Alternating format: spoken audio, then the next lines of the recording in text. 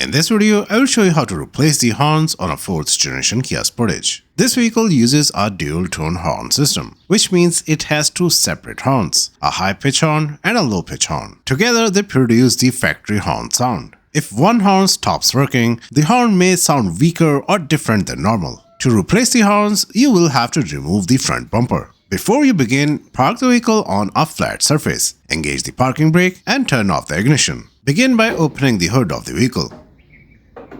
Along the upper section of the front bumper, you will see 4 plastic retaining clips, along with 2 bolts that hold the bumper in place. Carefully remove the clips using a clip removal tool or a flathead screwdriver.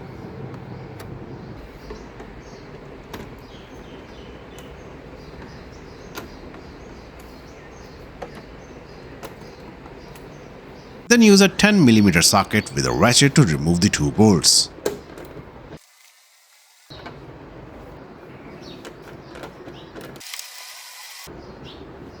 Next, move over to one of the front wheel wells. Inside the fender liner, there are 4 clips that secure the liner to the bumper and 1 screw securing the bumper to the fender. Before removing them, start the engine and turn the steering wheel fully toward the opposite side. This gives you more room to work. Now remove the 4 clips.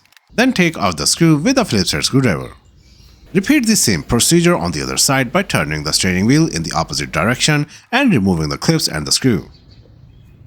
Next, slide underneath the front of the vehicle. You will notice that the lower section of the bumper is also secured to the splash shield. There are 4 bolts positioned near the front edge. Remove the bolts using a 10mm socket and ratchet. Now we are ready to remove the bumper. Move to one side of the bumper where it meets the fender and gently pull outward slightly. The service manual makes this step sound easy by saying to simply lift and pull the bumper outward, but the retaining tabs are actually very fragile and can break if too much force is used. Instead of pulling hard on the bumper, I recommend using a more careful approach. Insert a small flathead screwdriver into the gap between the bumper and the fender. Then gently lift the retaining tab while lightly pulling outward on the bumper. Even with a screwdriver, these tabs can still be difficult to release, so I switched to using a pick tool for better control and accuracy. Using a pick tool, carefully lift each retaining tab individually while slowly pulling the bumper outward. Take your time and work carefully across the edge to avoid damaging the tabs. There are 4 retaining tabs on each side connecting the bumper to the fender. Let me give you a closer look. I placed the pick tool underneath the edge of the tab and lifted it away from its mounting point. After the side tabs are released, the next step is disconnecting the clips underneath the headlight area. This section is much easier. Slightly lift the bumper and gently pull it outward, and the clips will pop free from the bracket underneath the headlight. Repeat the same process on the opposite side of the vehicle. Pull the bumper outward slightly to create enough space to access the retaining tabs. Then carefully release the 4 tabs one at a time using the pick tool. The first step is usually the most difficult because there is very little room to work with, so be patient and carefully guide the tool under it. Once the first tab is free, the remaining tabs are easier to access.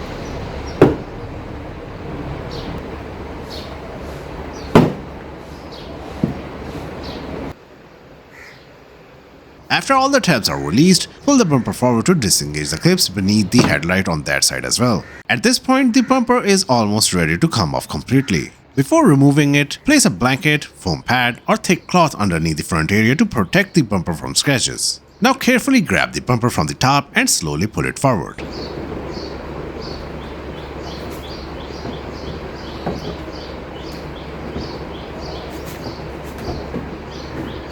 Do not remove it completely yet. If your Sportage is equipped with fog lights or parking sensors, you will have to disconnect the wiring. Reach behind the bumper and disconnect all necessary wiring harnesses. In my case, I only have to unplug the fog light connectors. Once all connectors are disconnected, fully remove the bumper and place it on a soft surface to prevent any damage or scratches. With the front bumper removed, we now have clear access to both the horns. This 4th generation Sportage uses a dual-tone horn setup that includes a low-pitch horn and a high-pitch horn. Both horns work together at the same time to produce the factory horn sound. The low-pitch horn is mounted on the top center section of the front crash beam, right in front of the AC condenser. The high-pitch horn is mounted on the right side of the radiator, just below the headlight. Before replacing the horns, let's quickly compare how the horn sounds when only one horn is working. First, here is what the horn sounds like when only the low pitch horn is working and the high pitch horn is disconnected or faulty.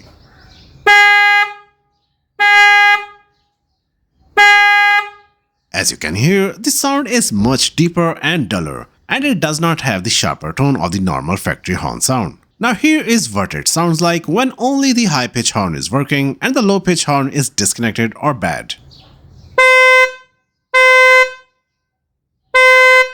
This sound is much sharper and thinner, but it lacks the deeper tone that makes the horn sound fuller. Here is how it sounds like when both the horns are working.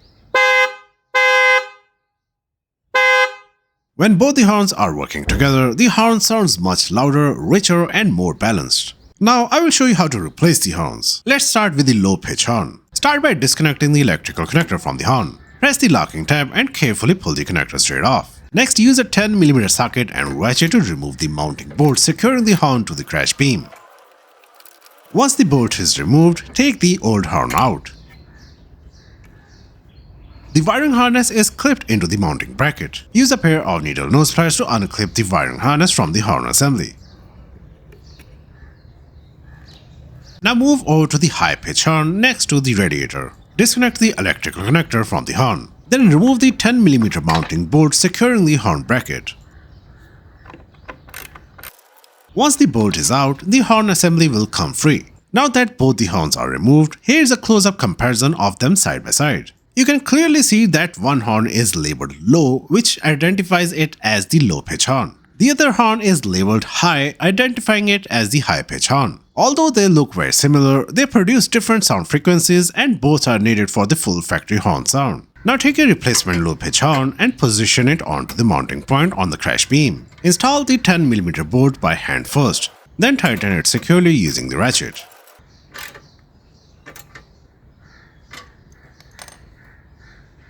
Reattach the wiring harness clip to the mounting bracket, then reconnect the electrical connector until it clicks into place.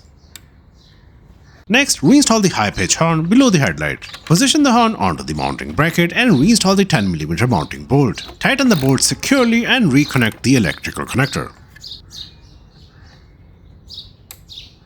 With both the horns reinstalled, test the horn to confirm both tones are working properly together before reinstalling the bumper.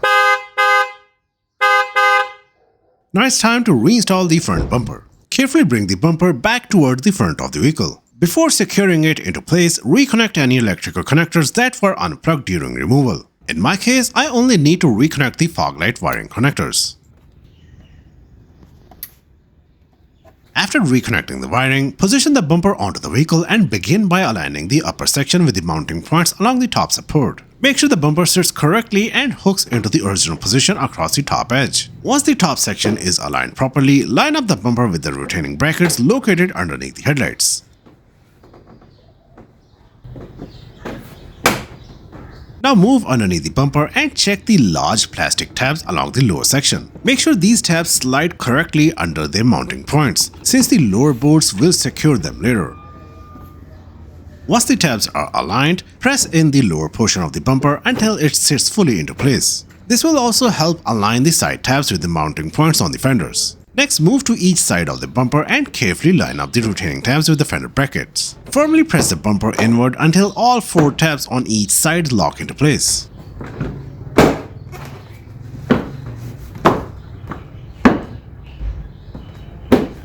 Once you're happy with the alignment, you can begin reinstalling all the clips, bolts, and screws. Start at the wheel well area. Turn the steering wheel to the opposite side again to give yourself more room to work. Reinstall the 4 plastic clips first, ensuring each one is fully seated. Then reinstall the single screw and tighten it securely with a screwdriver. Repeat the same process on the opposite side wheel well.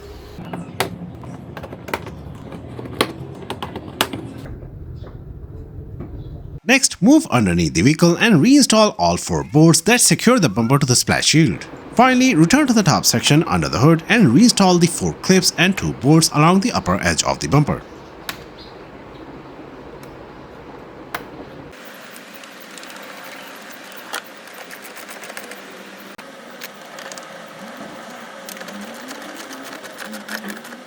Once everything is secure, close the hood. Hope you found this video helpful. Please consider subscribing to Wisdom for more DIY automotive guides. Thanks for watching.